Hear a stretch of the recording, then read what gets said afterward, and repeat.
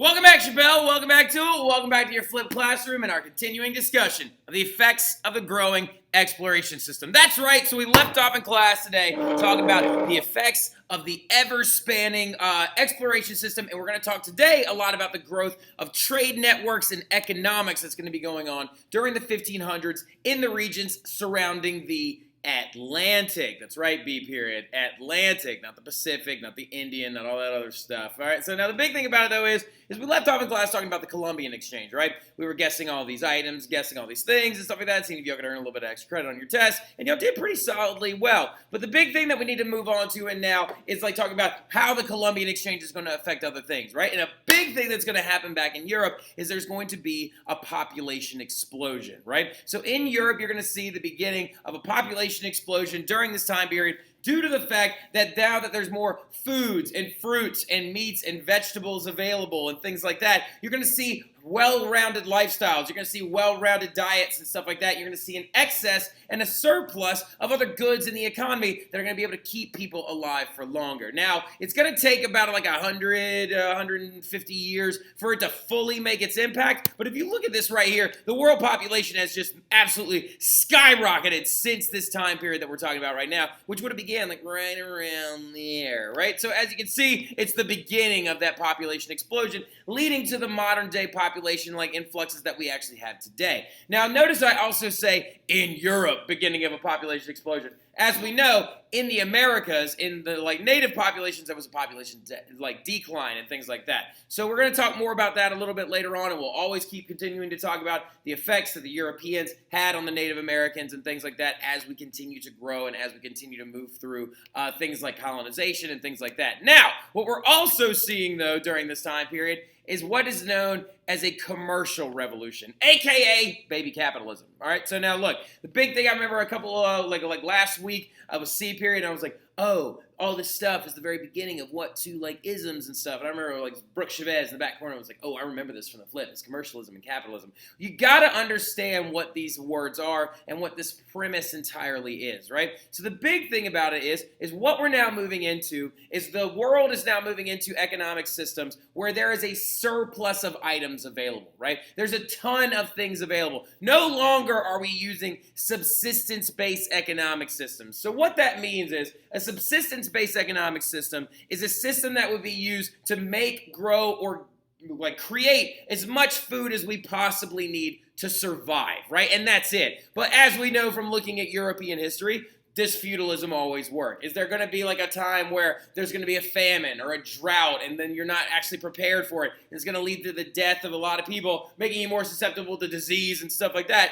Yes, subsistence-based economics are not a really good thing. However, we're now moving into what's known as a consumer-based economic system or a commercial revolution because businesses are beginning to become independently owned, right? You're beginning to have entrepreneurs who are starting merchant companies, who are starting the East India companies, who are starting all these different goods and services that they can actually receive in exchange for their goods and services, monetary resources, or another good or service, right? That in its essence is capitalism. The fact that you could go off and start a business, make money, and then the government takes a chunk of it in your taxes and stuff like that to keep the entire system running, that's capitalism in a nutshell. Feudalism, on the other hand, is starting to become really, really inefficient, right? It's beginning to die off. The presence of new goods and new vegetables and products are beginning to supplant the idea of using serf labor and indentured servitude going forward. Another big thing you're going to see, though, is the birth of this thing called free markets, right? So now, free markets are beginning to pop up where it's the idea that prices will be set by things like supply and demand, right? For example, we're dealing with this right now with eggs, right? Eggs are really expensive right now because the supply of eggs is very low, so the demand of eggs is very, very high. And if the demand is high, it means that the price will go up, right? And so this idea of a free market system is going to be really, really important as we get into the 1700s, about 100 years after this, whenever we start talking about Adam Smith, the Wealth of Nations, the Enlightenment, and when someone finally gives a name to this concept where you're allowed to trade freely with whoever you want. want. Now, the negatives about this entire system, though, is that there's actually a different system that a lot of like monarchs are using during this time period. They're trying to avoid capitalism, right? So what they're using at the time in the 1600s is a system called mercantilism, right? That's the economic idea of the time, and it's going to take a little while for that to die out and for capitalism to take hold, right? So where mercantilism dies, capitalism rises up in its place. And these things right here will be the thing that replaces mercantilism. What mercantilism is, jot this down, is the idea that countries are hoarding as much money, gold and silver, as they possibly can within their borders. Countries don't want to necessarily trade with other countries. They're going to enact things called tariffs, which are taxes on foreign imports and things like that. And they're trying to keep their money inside their country as much as possible, because this is very key in mercantilism. And it's why it's kind of a stupid theory once capitalism begins to pop up and why it begins to die. It's because the leaders of these countries thought that there was a finite amount of money in the world. They thought that there was just a certain amount of money and everybody needed to run off and get a piece of that pie, and everybody wants the biggest piece of pie, right? Well, this system of mercantilism that encourages people to not buy goods from other countries and not have a free market and stuff like that is going to take a little while to die out for the commercial revolution to truly take hold. Also, another big thing about it is as the commercial revolution begins to pop up, wars are going to be a result of this. And then another big thing you're going to see is the growth of inflation. Now, the thing that we need to understand really quick about what inflation is there's a lot of like people talking about inflation right now, okay? Well, the thing about it is what's going on with inflation right now is normal inflation, right? It's not good. Nobody wants it or anything like that. But inflation has occurred for eons, right? Ask your parents. I'm sure that they know a lot of goods or services or products that used to be a certain cost, but now they cost quite a bit more. Now, reason being behind that is because over time, as more money becomes available in an economy, prices will rise, right? But the thing about it is we have Spain here as a little bit of an exception. Spain went through something known as hyperinflation. Now, hyperinflation is the terrifying thing. It's where prices rise drastically because of a dramatic influx of money into an economy, right? And it's unsustainable, it's uncontrollable, and it always leads to the downfall of the country. So next to Spain, right, hyperinflation. It's a little bit different. Now, we'll talk about that a lot in the next unit, but the reason why actually that happened over in Spain is mostly because of all the silver coming in from the colonies that they were getting out of those mines in North and South America, right? Now we're going to be shifting over to something else, right? And we're going to start discussing the idea of the Transatlantic trade network, right? So we were just talking about the birth of the commercial revolution and of capitalism and things like that. Well, now we're going to continue that conversation, and we're going to discuss how the Transatlantic trade network is booming and prospering and growing, and it's going to help lead even further to these ideas of this commercial revolution and stuff like that. Because now we understand we have massive trade networks that are spanning the entire Atlantic. Well, we got to start talking about, like, well, who's sending what? Where's this stuff coming from? Blah, blah, blah, blah, blah, blah, blah, blah. Well, when you were little, all right, you learned probably about this when you were in elementary school, right? In grammar school, y'all probably talked about this thing called the triangular trade. Now, I could be wrong because a lot of y'all didn't know what the Irish potato famine was today, which breaks my ever-loving heart. Like, now, the big thing about it, though, in general, is that you may have heard of this, right? The system known as the triangle trade, right? This idea that following the discoveries of the Europeans, there became a system where there was a three-legged trade network that went from here to here to here to here, and then the process started all over again. Well, I hate to break it to you, but your elementary teacher did not lie to you, but they overly simplified it dramatically.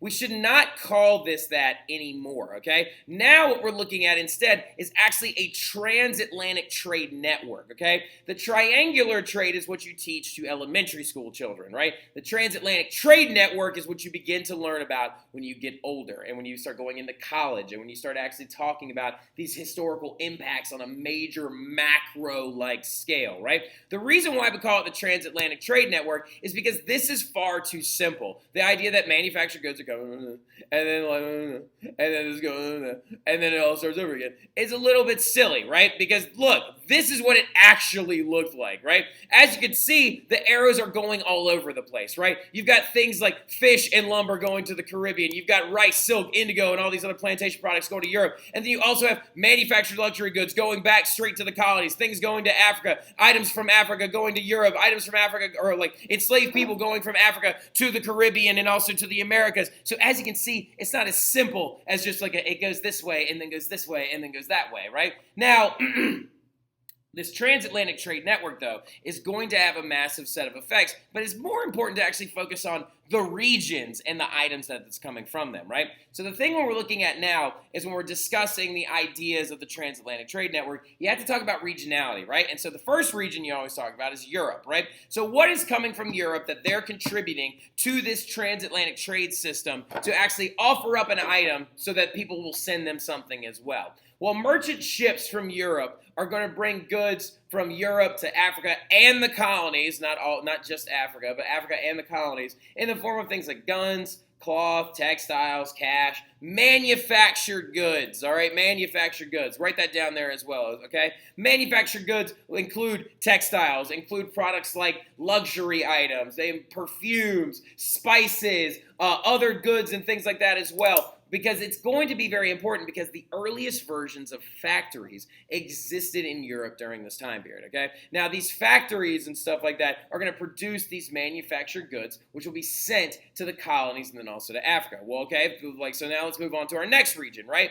Africa. Africa is going to be contributing more so than anything else gold, ivory, and enslaved people, okay? Now, Africa is also known as the Middle Passage. This area on this route is sometimes known as the Middle Passage. The Middle Passage is the journey that slaves would take from the west coast of Africa after they had been maliciously stolen from where they came from and sent over to the colonies in the Americas, right? Slaves transported from the Americas to Africa. Slaves were picked up at forts in Africa on the western coast of Africa and were transplanted on very large slave vessels, sometimes referred to by the slaves as floating coffins. And we'll talk about the conditions on those vessels when we get into class to give a full ramification and full importance to this entire story, okay? Now, the big thing about it, though, in general as well, or actually we might do it now if we have enough time. The big thing about it, though, in general, is what we're talking about now. Africa, though, also sent, write this down as well, gold, ivory, and other items back to Europe as well, okay? So the thing about it is, but the main item that's coming from the west coast of Africa is enslaved people, okay? Now, a lot of it, like people always ask, is like, how did they get there? Where are they coming from? We will talk about that here in a couple of minutes. But the thing about it, though, is those are the items that are coming from Africa, and this Middle Passage idea is very important. We'll talk more about the Middle Passage and really focus on that concept here in about 2 seconds, all right? Now, the thing about it, though, in general as well, we've got region number 3. The third region that's contributing items to this entire area and to this entire transatlantic trade network is the colonies, right? And the colonies are back in the Americas and back in the Caribbean, and those are like have merchant ships that are carrying unprocessed or processed sugar, molasses, cotton, rum, tobacco, other plantation products. Lumber was another really, really big one as well, both to the Caribbean and then also back to Europe, right? So it can then be processed into items and then sent back to them and sold back to them at luxury prices, right? Now, the thing about it, though, as you can see, is that this is actually a massive trade network that spans the entirety of the Atlantic rather than just being some dinky little trade network that just goes from year to year to year to year to year, right? Now, the big thing that you need to understand about it is there's a lot of positives and a lot of negatives to these entire systems, right?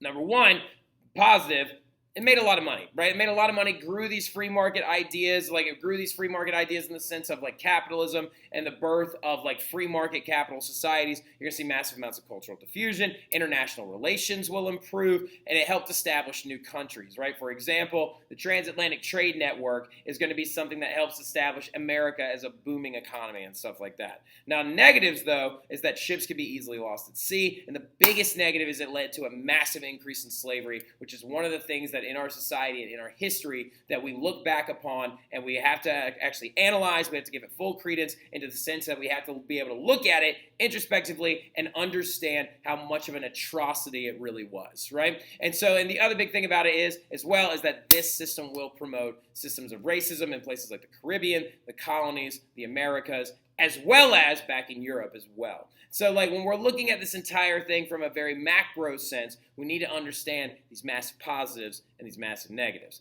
Now what we're going to be moving into, though, is we're going to be discussing the absolutely horrific journey that a lot of these slaves would actually be taking on these slave vessels from the west coast of Africa to the colonies, right? And we're going to be discussing these things in a very, very important manner because it's very important to understand the experience of these human beings because many of them actually did not survive this journey. And this journey was actually fraught with terror, like fear, and a lot of other like illnesses and also accidental death as well, okay? So the thing about it, looking at it though, is we have to understand that we are actually, I've decided, we're going to talk about this stuff in class, okay? We're going to talk about this stuff in class to give it full time, to let it understand it, so we can unwrap it and stuff like that, and we can really, really take a look at all this different stuff. We will talk about the Atlantic trade or slave like trade network tomorrow, but I'll see y'all then. Y'all have a good one.